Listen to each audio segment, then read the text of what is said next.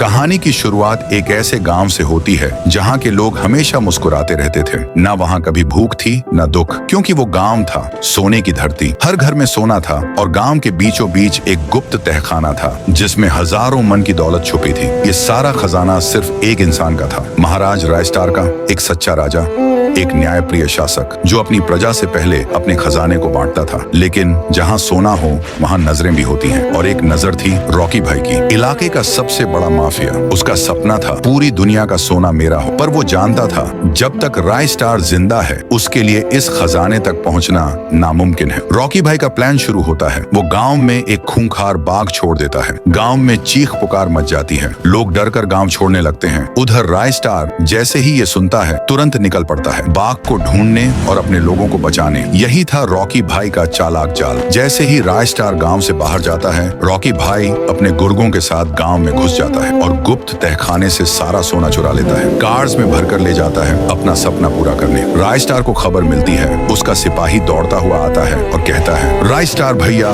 Rocky भाई सारा सोना लेकर भाग गया। रायस्टार की आंखों में गुस्से की आग जल उठती है। वो कहता है, अब समझ आया, ये सब रॉकी की साजिश थी। वो फौरन अपनी सुनहरी लैम्बोर्गिनी में बैठता है और निकल पड़ता है रॉकी के इलाके की ओर। रॉकी भाई अपने ठिकाने पर सोने के ढेर के सामने बैठकर मुस्कुरा रहा था। देखा कैसे बेवकूफ बनाया उस रायस्टार को। तभी एक आदमी दौड़ता हुआ आता है, रॉकी भाई, रायस्टार आ रहा है और बहुत गुस्से में है। रॉकी हंसता है, आने दो उस नाटकबाज को। रायस्टार की एंट्री होती है धुआंधार। लैम्बोर्गिनी से उतरकर वो गरजता है, रॉकी, तूने बहुत बड़ी गलती की है। मेरा सोना चुराकर तूने मौत को दावत दी है। रॉकी जवाब देता है, बच्चे, तू जानता नहीं मैं कौन हूँ। रायस्टार, मुझे फर्क नहीं पड़ता तू कौन है, मुझे मेरा सोना चाहिए अभी और यहीं। रॉकी चिल्लाता है, तो आ, लड़ मुझसे, अगर दम है तो सोना ले जा। और फिर दोनों के बीच शुरू होती है एक भयानक जंग। पूरे इलाके में धुआं, बारूद और धमाकों की गूंज। धरती कांपने लगती है, बिजली कड़कती है, और जब धूल बैठती है रॉकी भाई जमीन पर गिरा होता है, बेहोश, हार चुका। रायस्टार एक राजा की तरह अपनी कुर्सी पर बैठा होता है, शेर की तरह शांत और विजेता की तरह